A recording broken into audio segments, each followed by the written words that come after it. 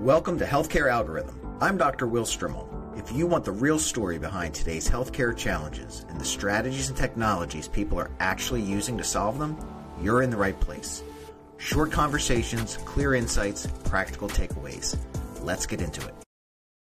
Yes, indeed. We are going to get right into it today on the Healthcare Algorhythm. I'm Dr. Will Strimel, and today I'm joined with Christian Milaster. He's the founder and CEO of Ingenium, which is a boutique consulting firm that's leading the digital health transformation for rural healthcare. He has over 25 years of experience in the field of digital health. He's a prolific author, I assure you, a seasoned executive, and a true international expert in this field. And I think it's fair to say that Christian was knee-deep into telehealth before it was cool. So, Christian, thank you very much for joining us today. I'm really excited to have a chance to learn from you. We have a lot to get into. As I said to you earlier, I already feel like this is going to be the part one of several conversations because I know that you have a lot to share. But I want to start with a quote that I see throughout your work, especially when we're talking about digital transformation. And it says that the problem is not the lack of innovation. Problem is lack of innovation adoption. So we're definitely going to get into that, but I'd like to start with your specific area of expertise, and that is digital health, and specifically telehealth services. Tell us what you're working on right now, and then maybe just kind of back up and tell us a bit about the path you had to get there. Sure, sounds very good. Definitely, what I'm working on and what I realized when I created this kind of succinct mission statement is that when I entered healthcare in the year 2000 at the Mayo Clinic, I realized quickly that technology was there, but it was not really used in the right way. Or great technology was there, or the physicians were hesitant to use it, or the usability was not quite there. And as an engineer by background and training, that irritated me because there was all this effort that went into develop good solutions, but then they were not leveraged to really improve care delivery. And that's really my passion, is to improve service delivery. Ever since I started in '87 working professionally, that's when I realized that I like to help people to do their job a little bit better, a little bit more fun. And then I found my calling in healthcare. And so what we're currently working on, we've been working for 12 years. I started my consulting firm 12 years ago on helping healthcare organizations, and especially in the last 6 years post-COVID, rural healthcare organizations, rural health systems, rural health clinics, FQHCs, behavioral health agencies, to optimize their delivery of care using what I call digitally enabled care. So that's video visits, that's RPM, and then also other digital tools. RPMs, tell me what that means. RPM is remote patient monitoring, Thank you. remote physiological monitoring, right? The ability to send patients home with a blood pressure cuff, with a scale, and then continue, and then every day, every other day, being able to get the readings. So any of those digital tools that help to really improve outcomes, or as the Mayo Clinic taught me, the needs of the patients come first, right? And so what can we offer to patients that helps them to improve their outcomes and live a good and healthy life? So the beginning of the pandemic, or really that first year of the pandemic, really felt like it was going to be an inflection point in this area because the capability to do telehealth has been around for a long time, but no one embraced it. And there's lots of reasons, right? But when the pandemic hit, especially here in the United States, it felt like, okay, everyone just leapt right into it because we had to. But do you feel like it's running out of steam? And if so, why is that? Or if not, what's being done to sustain it? We were jokingly saying internally in April of 2020 that maybe COVID is the worst thing that happened to telehealth. Really? Why is that? Well, it's because physicians were just handed a webcam and a Zoom license, said, go do telehealth, but nobody helped them how to do it well, how to look into the camera, how to actually conduct a virtual exam. And most of the patients were not even prepared. And so all you got is maybe phones pointed at the ceiling, or even worse, at the nostrils. And you had to troubleshoot how to connect the audio and the video, and then there's the cat running over the keyboard. And so we had all this big learning curve. Now I thought in March 2020 that, okay, I come into the office and there'll be 17 voicemails of leaders calling me up and saying, we need a telehealth expert to do this right. But that's not what happened. What happened is that everybody tried to figure it out themselves. And so in a sense, I still go in rural health organizations. I go in with the attitude that there's post-traumatic stress disorder from COVID-based video visits, and that's actually true. And that's, I think, why we've seen a reduction, a big drop in utilization. The need was no longer there. Because they weren't supported enough in doing it right the first time. Yeah, correct. And good news that came out of it, and I think it's finally the dust is settling and it's finalized, is that Medicare finally, because of an act of Congress, is able to reduce that ridiculous requirement that a patient had to be in a clinic location in a county that was not designated as part of any micropolitan or metropolitan statistical area, and there were big swaths of rural America that were left out to qualify for telehealth, and you couldn't do even video visits to the patient's home. It was actually illegal to do that. And you couldn't, you couldn't charge for it, you couldn't get reimbursed for it. And so that is the really good thing that came out of it.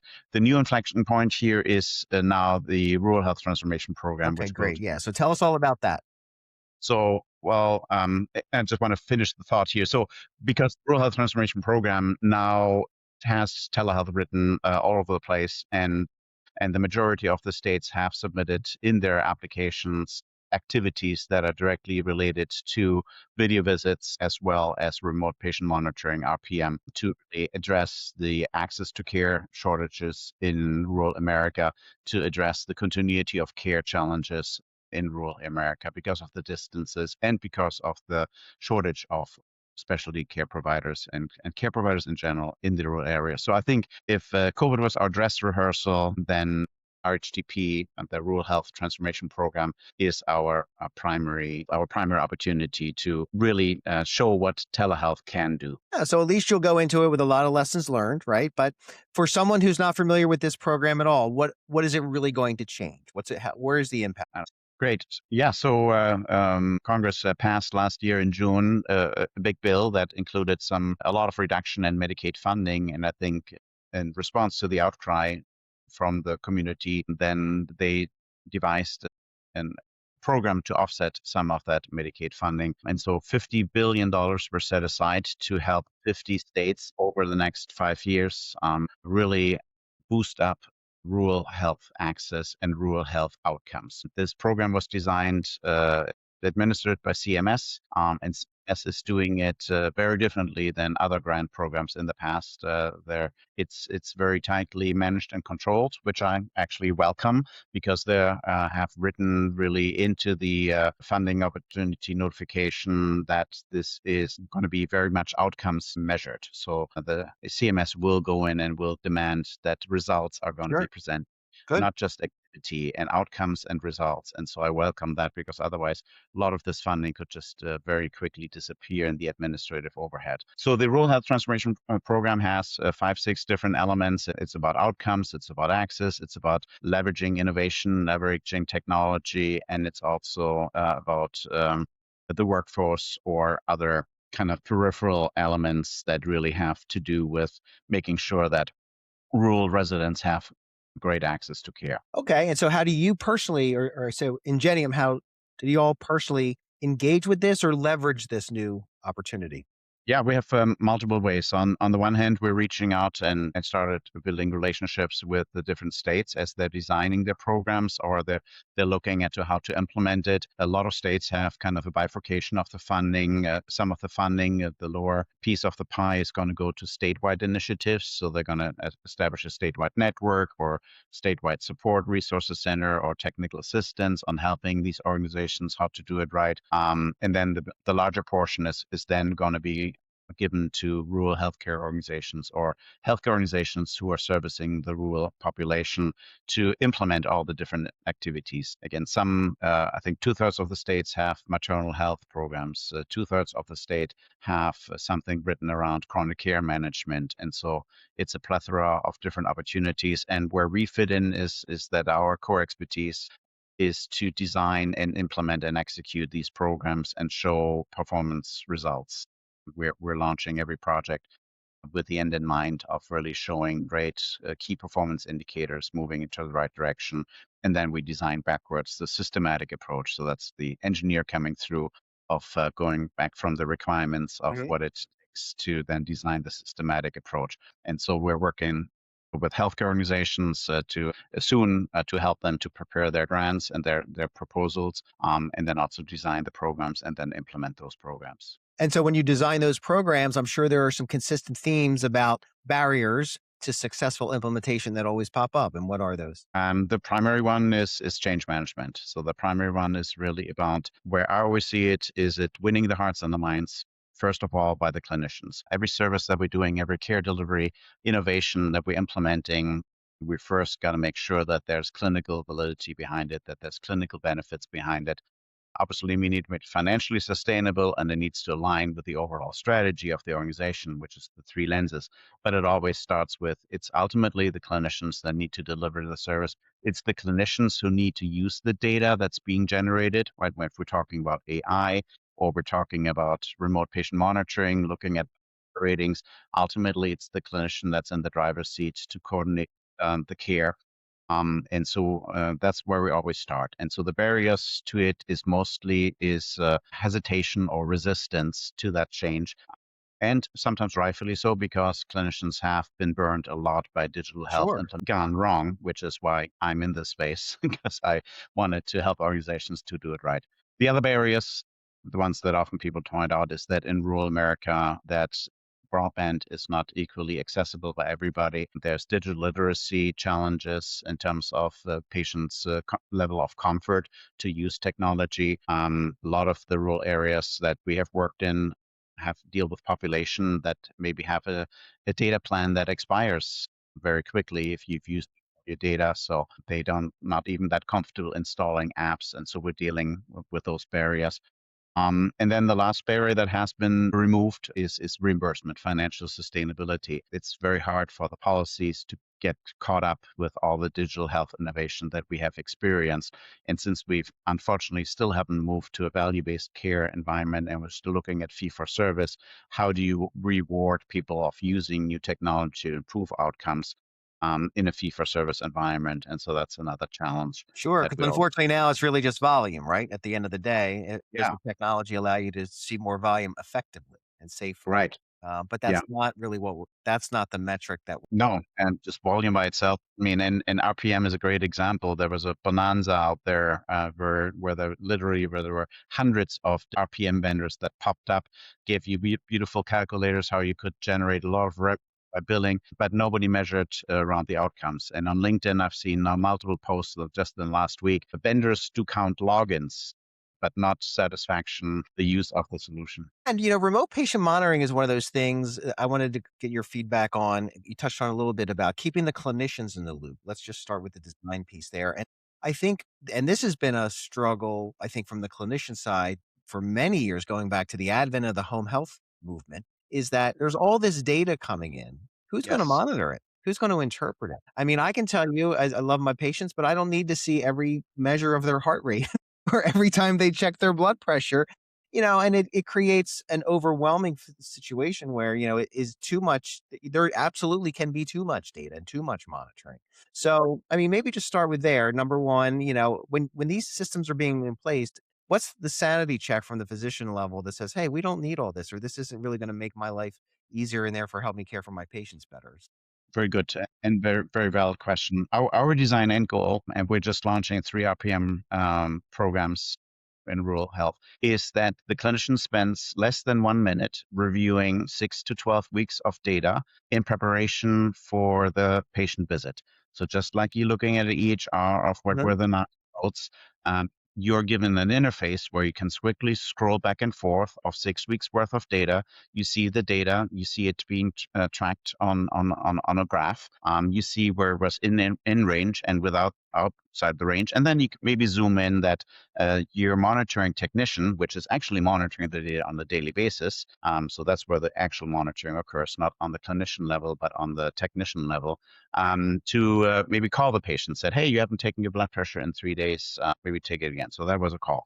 Or the nurse intervened and said, hey, your blood pressure was 170 over 110. Can you take it again? Can we take a look at it? Did you take your medication? Right. So we have that escalation to the nurse. What we always design, what I learned at the Mayo Clinic, is to really design care delivery to allow everybody to practice on top of their license. Yes. That clinicians only do the things that only clinicians can do.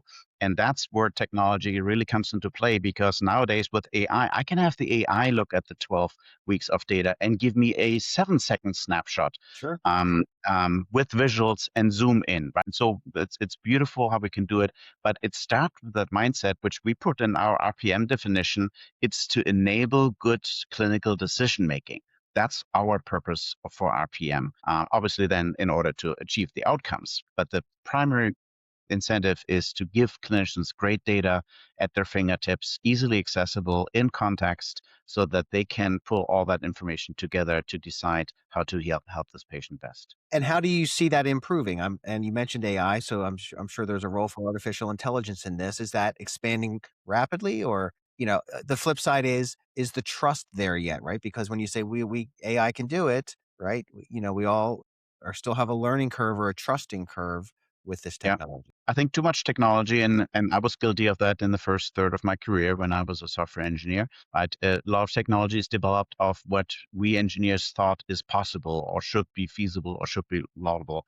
And most of the time, clinicians are not involved in the design process. Or maybe somebody has an MD title but hasn't really practiced since they're out of school and has a technical affinity. And I think that, right, again, having worked with clinicians for 25 years now, I'm still surprised what I'm learning. And I realized very quickly, 5 years, 7 years into it, that I will never be able to relate to what it means to have the life of a patient in their hands, even as a primary care physician, because one wrong prescription, one wrong Sure. count, one thing that you overlook, right? And I think that insight is totally overlooked by most digital health designers, and that's why we're seeing so much bad AI coming out, or unuseful AI, I should say, unuseful AI that's clinically not useful because it's not designed with the physician mindset and the physician workflow in mind. So without naming names right there, can you give me some concepts around what that is? So I think it's also important to highlight the things that aren't working so that we can Yeah. avoid too many people trying these things. Yeah, well, it's just again, it's just anecdotal. I don't have any direct Mhm. experience.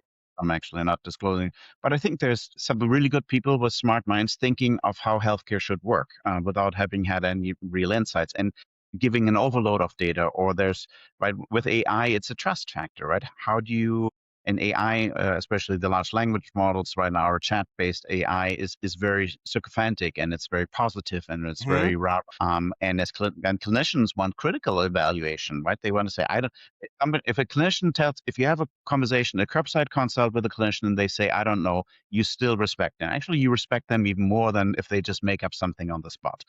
And I think that's what AI needs to learn, and AI needs to be designed by the clinicians and for the clinicians rather than what's technically or technologically possible. But I'm inspired by a comment of a clinician from the Mayo Clinic that said, I've been practicing medicine for 35 years and I'm so excited about ambient listening AI. And I'm like, wow, okay, that's cool. And he said, because now I can go finally back to practice in medicine like I did in the 90s. I just sit down with the patient, I just talk, we have a conversation, I take a few notes, and then I know it. And now actually the AI has everything set up for me and it takes care of everything for me. So again, that excitement by forward thinking and innovative physicians is hopefully what's going to drive us arriving eventually at a technology that is really useful for the clinicians and the patients. Now then take that to the other end of the exam table, right? Now the patient. So I think something that Yes. you mentioned earlier was issues with digital literacy. And I think a lot of developers, this is very hard for them to understand, right?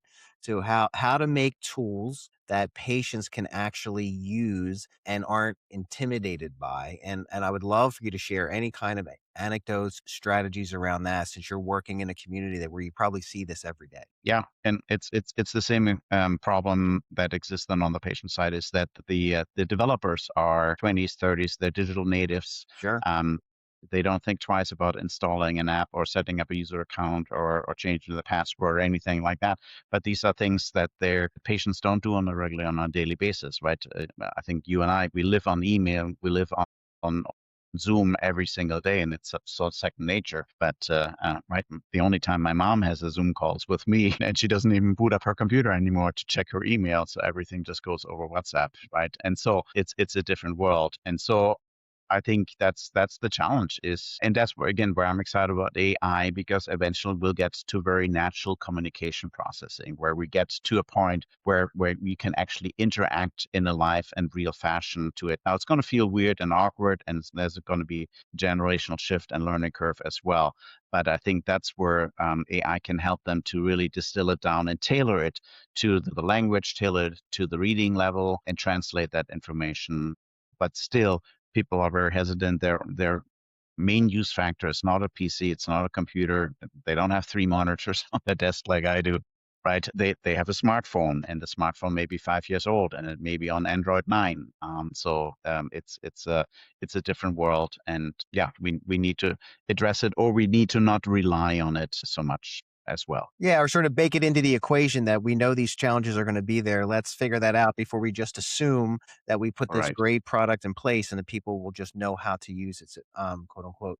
So, you sit at the intersection of a lot of interesting places. You have the patients that that you're designing for, you have Yes. the clinicians that you work with, you have the funding resources, whether it's the states or the health system for these grants. And I think that kind of brings us back to you're very well positioned to understand, hey, innovation isn't the problem. It's the ability to adopt the innovation, or more Right. importantly, the barriers. And I know in your work you talk about the innovation prioritization funnel, because we can't do it all. I mean, the technology exists to do just about anything, but it all comes with a cost, and it all comes with time and resources. So maybe just walk me through that concept a little bit of how organizations, payers, states, or should go through that prioritization funnel, so to speak. Yeah, and the context that I thought about it is that I've written about, and that we've worked with a few organizations with, is with this plethora of innovation that is out there. You hear digital health, you hear AI, you hear the latest development in there, or even when the policymakers are releasing new billing codes for new technologies, right? How do you decide what to do? The first challenge with innovation adoption, and then I'll come back to the prioritization, is that a lot of the healthcare organizations that we work with are on the smaller scale, right? They're not the big academic medical center world where I kind of had my first exposure in, but they're smaller systems. They're good at running things. Some of them are, a few of them are good at optimizing things, but very few of them are actually experienced in launching new things. The difference between operations and between launching something new are like day and night. They just require a different set of skills, they different set of mindsets. And so that is the biggest challenge. And so an organization first should ask themselves, to what extent are we able to really launch new things, manage the change, and make this about it? And so that's the baseline assessment. What is our innovation adoption maturity, our implementation maturity, right? What expertise do we have? What skills do we have for process design, project management, change management that we can be successful? So that's the table stakes. And then we look at prioritization through three different lenses: the strategic lens, the business lens, and the clinical lens. Okay. And they're all equally important. And actually, this is greasing the skid for the change management barrier, overcoming the change management barriers down the road. So the strategic lens looks at it from the executive and the leadership perspective, because they need to be behind this effort. They need to support it. They need to fund it. They need to provide the resources and the support and the bandwidth to just deal with this new implementation on top of the operations that most of the people are still running. So we need to make sure that this new initiative is what I call a bowling ball. It hits multiple strategic objectives at the same time. But if we can retain our workforce, if we can increase our reach to patients and improve patient outcomes and increase patient satisfaction, wow, then we have a winner at our hands, Sure. Yeah. right? And so that's the first thing, is to look at your strategic plan and see, of our 35 objectives across 5 different themes, what are the digital health innovations that we want to explore that really hit on multiple cylinders and not just one goal. Secondly, the business lens is about financial sustainability, right? How can we make this financial sustainable? Now, we may get some grant funding, we may get some RHTP funding to get this started, but we got to make sure that we don't pay our clinicians from that money, because we have to have a financial sustainability. Right? A lot of the digital health grants in the last 20 years paid for clinician time, and when the grant runs out, the service runs out. And that's not what we want to launch. Okay. We want to have financial sustainability. We want to buy equipment. We want to maybe buy technical expertise like ours to implement this program and do it well. But then after that, it should run by itself. It should pay for itself through the reimbursement or other financial benefits down the road. So that's the second lens, the business case for it. And then the third lens, as I mentioned earlier, one of the most important ones is the clinical lens. What's Hmm. the clinical validity? We were just starting RPM with the small rural health clinics, and the clinician rightfully asked, well, that's all nice and well, but how is this going to help our patients? And so I went on and I did some research grateful for AI that helped me pull together that research that otherwise I would have paid a lot of money for. And it gave you some good insights, and it showed me the RPM programs that work and the RPM programs that don't work, and with an analysis based on the research papers as to why they work and why they don't work. And so we got to make sure when we have a digital health solution that the clinical benefits are immediately evident, and not just to the salesperson from the vendor that wants to sell you and may have an MD or DO title behind themselves, but also to the clinicians in the clinic. And so you got to find your clinical champions at the beginning. So Sure. to make this fun like a game, right? So there's 7 initiatives that our research team has found, great innovations. What do we want to take on here in 2026? And then you basically have strategic thinkers, executives, you have the financial team, and you have the clinical team, and they're all going to make their case for or against certain different solutions. Then you pick a consensus agreement on what are the 3 initiatives that make sense. And that process I would love to see happening all over, especially rural America, as this RHTP funding is going to be used to launch dozens and dozens of initiatives in each organization over the next 6 years. So I bet you probably have a lot of organizations or people coming to you and say, "Oh, we found this great tool. Help us implement it." And you probably have to say, "Wait, pump the brakes. Let's Yes. go back and even understand, are you prepared to implement something like this?" And Well, there's probably a lot of pre-work that people aren't expecting when they just get excited about a new AI tool. yes. Unfortunately, actually, most people fall into what I call the vendor trap Okay. because What's that? select on the vendor, and then they think the vendor is going to help them with all of that. The vendor is going to convince the clinicians. The vendor is going to design the workflows. The vendor is going to design the policies, the training program, not just on the technology, but the vendors don't do that. It's not the vendor's role to do that. It should be the internal organization. Now, the academic medical centers, the larger health systems, they have the staff that know this. They have an enterprise project management office. They have business analysts. They have clinical workflow designers. They have training designers, right? They've got all this expertise, but the smaller organizations don't. And so, unfortunately, they don't call us because they say, "Oh, we picked a vendor for this I tool. see. Right. So why do we need you?" Right? Well, let's talk again in 12 Right. months. You'll see. And they say, "Well, technology didn't work. It And was then it it was didn't flawed. work. Right. Right. The Right. technology didn't work. The vendor really didn't deliver." So, and then they blame it on the vendor. They blame it on the technology. And I'm saying, no, you just didn't use it right, right? Right. If you use a knife to open up your cans, then eventually the knife will break, and you can't blame it on the knife or the cans. You were just not using the right approach. But they don't know what they don't know. Well, do you think that with the advent and the speed at which the computer is increasing and hopefully will lower the cost of some of this work, will that make it more likely that people will reach out or people will be able to implement this more successfully? For instance, you just mentioned you like that little example of you would have had to done a lot of research, spend a lot of money. Now, if you're able to offer your services at a lot more where places can say, okay, yes, we can bring that in now, will that lead to better adoption or could that help lead? I would hope so. I mean, you mentioned I'm a prolific author. I mean, that's my motivation, right? I'm trying to put good information and knowledge out into the world so that people who may not have the resources to hire us at least can use that expertise that we have gained. Unfortunately, again, it's a blind spot. It's what people don't know what they don't know. They don't know an implementation science for digital health. They don't know that there's a systematic way on how to go about this, which is what I'm trying, which I've made a living out of. But it takes an enlightened leader to recognize that they have a challenge there, and oftentimes that is hard earned. My hope is that when we're done with the RHTP program in 5 years, that there's enough evidence out there that those programs that succeeded use the systematic approach. And hopefully that will transform how healthcare leaders are thinking about adopting innovation in decades to come. And I want to strongly encourage anyone who is interested in digital health, thinking about implementing a new tools, please go to your website, and I'll let you give the URL, because I went there and there's a ton of great information. It's easy reads, it's succinct, right to the point, and I've already learned a lot from it. So tell everyone where they can find that. Yeah, our main website is Ingenium Digital Health. No, sorry, it's Ingenium Advisors. No, it is, sorry.